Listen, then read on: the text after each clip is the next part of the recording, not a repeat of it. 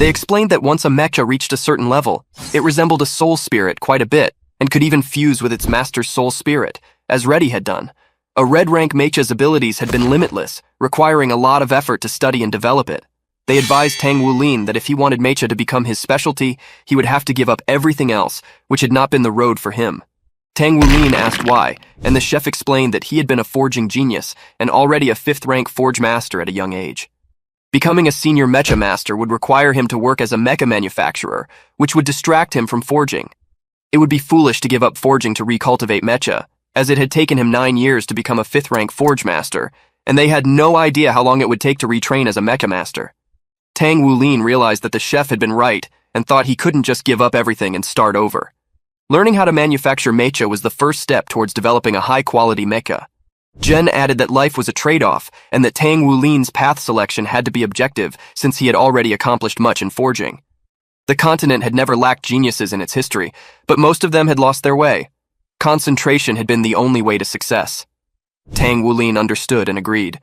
The chef then proceeded to make them some food. Tang Wulin asked Jen who the chef had been. Jen replied that Tang Wulin should ask him himself at dinner later. He explained that the chef was easily sidetracked and, while very talented, had never breached Super Duoluo. Despite having the potential to be the best on the continent, his mind had been occupied with many things. He had come all the way there just for Tang Wulin, hoping that he could learn from him. At dinner, the chef had prepared fairy fungus, which was the fungi's king. It had been even rarer than a 10000-year-old soul beast. Tang Wulin thanked the chef. He drank the soup and all of a sudden his body felt lighter. Then he accidentally farted. He had felt embarrassed. The chef tried to comfort him by telling him that it was his body's way of detoxifying itself. Jen asked Gu Yue if she had eaten the fairy fungus before. He had told her that the fairy fungus wasn't available to everyone.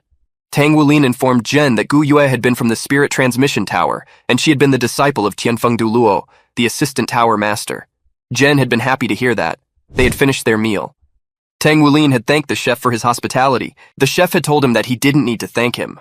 He had asked Tang Wulin to come with him alone. Then suddenly the president had been informed about a disturbance in the hall. The informer had explained that there were 2 visitors, one young and one old, whose identities had been unknown. The older visitor had appeared to be a saint forging master and had offered to challenge them in forging, but the actual competitor would be the young girl he had brought with him, who seemed to be about 15 or 16 years old. Jen had decided to check it out himself. Due to this situation, the chef decided to talk to Tang Wulin later. When Jen arrived, the old man had identified himself as Chen Kong Yan and had mentioned he was there to challenge the Forging Association's younger generation. Yan had asked if the association had any outstanding talents to compare with his disciple. Jen had agreed to the spar, but had remarked that it wasn't good to disturb others with such a big fanfare. Yan had retorted that he just wanted to see if the Forging Association lived up to its name, and had asked if Jen had been afraid. Jen had inquired about the type of competition Yan had in mind. Yan had proposed a one-on-one match between his disciple, Lin Yuhan, and anyone under the age of 20 in the association. If anyone could defeat her, Yan and his disciple would admit defeat. Jen had then asked what Yan wanted if he won, and what would happen if he lost. Yan had replied that if he won, the association would have to admit defeat, but if he lost, he and his disciple would join the association and follow its orders. Jen had clarified that if Yan lost, there would be no obligation to obey him. They would simply continue learning from each other in the future. Jen had then called for Tang Wulin. Upon seeing Tang Wulin, Yan had thought to himself that while Yuhan had been a peerless genius of 100 years, this youngster seemed even younger, making him wonder if there could be another forging genius. Jen had asked Yan how he wanted to compete. Yan had suggested that purifying metal was the easiest way to compare a forger's strength. They would begin by purifying the metal they selected, and then the association could choose the metal they wanted to purify. They would see who purified the metal better after 2 rounds. Tang Wulin had then asked Lin to select her metal, and Lin had chosen blue copperite. The match began. Tang Wulin had been surprised to see Lin utilizing the blue copperite hammer. He had calmed down and started to forge. Lin's hammer landed silently on the blue copperite. A trickle of electric light could be seen dropping from the blue copperite hammer and injecting it into the blue copperite. The chunk of blue copperite touched by the hammer rippled, and the complicated texture appeared gently refined. Jen noted that it had been the blue copperite hammer's unique effect to proliferate an effective technique for forging blue copperite. He realized they had come prepared and deduced that Lin's martial soul attribute was related to thunder and lightning, indicating her strong spiritual power. Yan, observing Tang Wulin forging, found it strange that he hadn't sensed any soul power fluctuation. He noticed that Tang Wulin's heavy silver hammer had reached the spiritual forging level, with an intimidating weight that appeared as light as a feather in his hand. From the sound, Yan could tell it weighed more than 1,000 pounds and moved at breakneck speed, indicating Tang Wulin's divine powers. Jen observed that both had entered spiritual forging at the same time. He thought Lin had the advantage due to her ability to call upon the blue copperite life aura with her hammer. Yan considered the difference in their cultivation levels, noting that Lin was a 4-ring soul ancestor, whereas Tang Wulin only had 3 rings, which might have hindered his ability to complete the forging process perfectly. The sublimation forging halo of the blue copperite lasted for a short time before dimming, and they began spiritual forging simultaneously. After 30 minutes, Lin achieved her goal. Jen acknowledged her quick completion and noted that her blue copperite contained lightning bolts, a remarkable feat for someone no older than 16. Despite Tang Wulin not finishing yet, Jen thought he might have lost this round. However, Tang Wulin wasn't going to give up easily. 1.5 hours later, he started reversing life's order, achieving the creation of spiritual forging. Yan was shocked, as only the highest level of spiritual forging possessed this property. The first round was complete. Jen picked up Tang Wulin's medal and commended him on his progress. Jen then asked Yan for his opinion. Yan acknowledged that the levels had been different and conceded the round. Jen, however, pointed out that although Tang Wulin's spiritual forging had been higher in quality, Lin's work had contained lightning bolts, similar to an ordinary alloy forged metal. He also noted that Tang Wulin's forging time had been 3 times longer than Lin's. Yan mentioned that Lin had used the copperite hammer, which had made it easier for her to forge the blue copperite.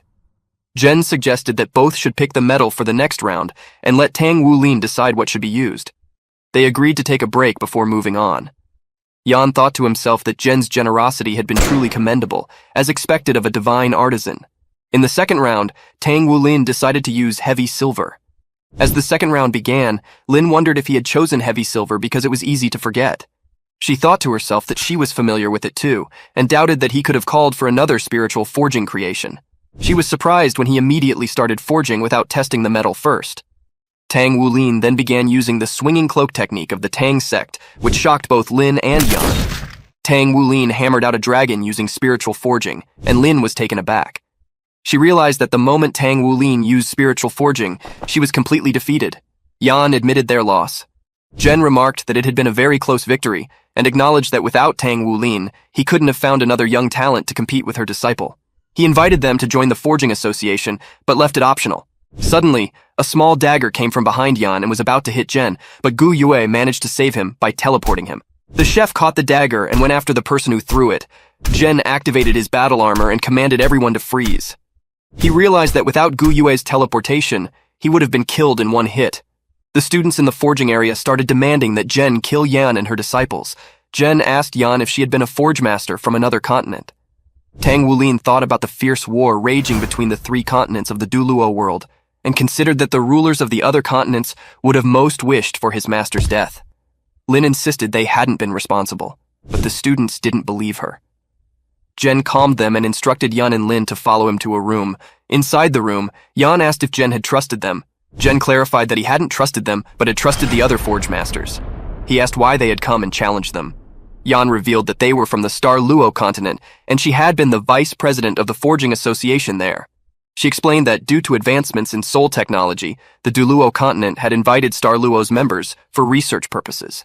Yan admired Jen as a forge master and wanted to see how advanced the forging world had been on the Duluo continent. She insisted they hadn't known who tried to assassinate him and offered to take the blame, asking for Lin to be spared. Jen then asked who had invited them. Yan mentioned meeting a forge master named Ning Fengzhi, who had spoken highly of Jen's skills, but noted that no one could succeed him in the forging world. Jen welcomed them as guests and promised to investigate the matter. Just then, the chef returned, reporting that the assailant had been incredibly fast, possibly a tilted Duluo speed system, making it difficult to engage in a head-on fight. The assailant had escaped by amplifying his soul power with his own blood energy. Tang Wulin speculated if the assailant had been an evil soul master, which shocked everyone. Yan mentioned that Ning Fengzhi emitted an evil aura when forging, unlike normal soul masters. Jen instructed the chef to explain himself to Tang Wulin while he handled the assassin. The chef then asked Tang Wulin to follow him and took him to another place.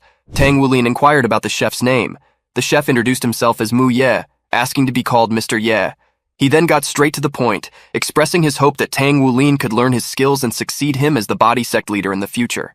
He assured Tang Wulin that their techniques and skills measured up to those of the Tang sect. Tang Wulin, surprised, asked about the body sect. Ye added that the condition for this was quitting the Tang sect. Tang Wulin apologized, stating that he couldn't betray the Tang sect because he had learned a lot from it and truly loved it. He explained that since childhood he had heard stories about the Tang sect and had been proud to be a part of it. He thanked Ye for thinking highly of him. Ye, getting a little angry, asked if he had heard stories about the body sect. Tang Wulin honestly replied that he had never heard of it. This response made Ye even angrier, and he told Tang Wulin to leave.